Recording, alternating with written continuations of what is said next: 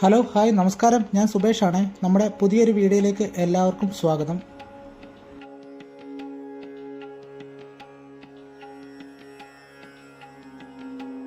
ഞാനിപ്പോൾ നിൽക്കുന്നത് ദ്വീപിലെ ചോരയുടെ ഗന്ധം ഇപ്പോഴും തളം കെട്ടി നിൽക്കുന്ന ഒരു സ്ഥലത്താണ്. ഇന്ന് ഫെബ്രുവരി 3, ബത്തേപ്പ കൂട്ടക്കൊല നടന്നിട്ട് 71 വർഷം കഴിഞ്ഞിരിക്കുന്നു.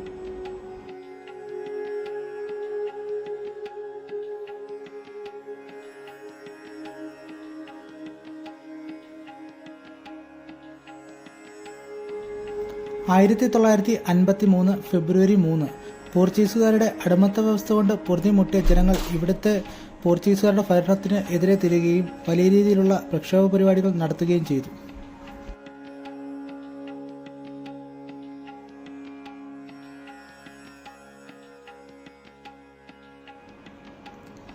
പോർച്ചുഗീസുകാരുടെ സാമ്പത്തിക ശക്തി കൂട്ടുന്ന ഒന്നായിരുന്നു ദ്വീപിലെ നൂറുകണക്കിന് ചെറുതും വലുതുമായ പഞ്ചസാര ഫാക്ടറികൾ.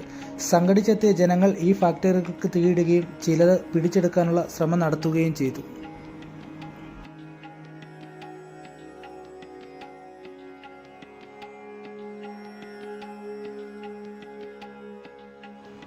ഇതിൽ കലിപൂണ്ട പോർച്ചുഗീസ് സൈന്യം നൂറുകണക്കിന് ആളുകളെ കൊന്നൊടുക്കി. അതും വളരെ മൃഗീയമായി തന്നെയാണ് കൊല ചെയ്തത്.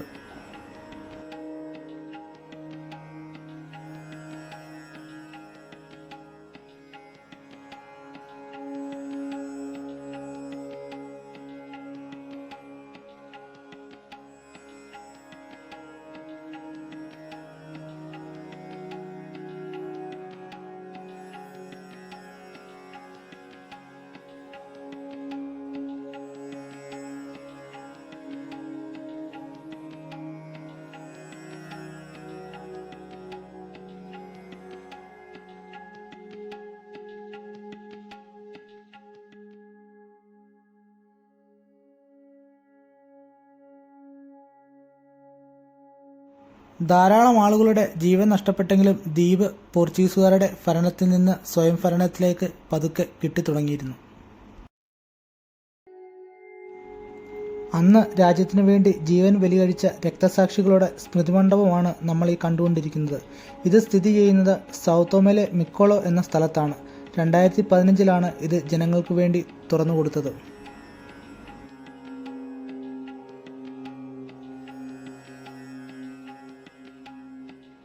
ഈ സ്തൂപങ്ങളിൽ നൂറുകണക്കിന് ആളുകളുടെ പേരുകൾ ആലേഖനം ചെയ്തിരിക്കുന്നു. അതൊക്കെ അന്ന് രാജ്യത്തിനു വേണ്ടി രക്തസാക്ഷിത്വം വഹിച്ച ആളുകളുടെ പേരുകളാണ്.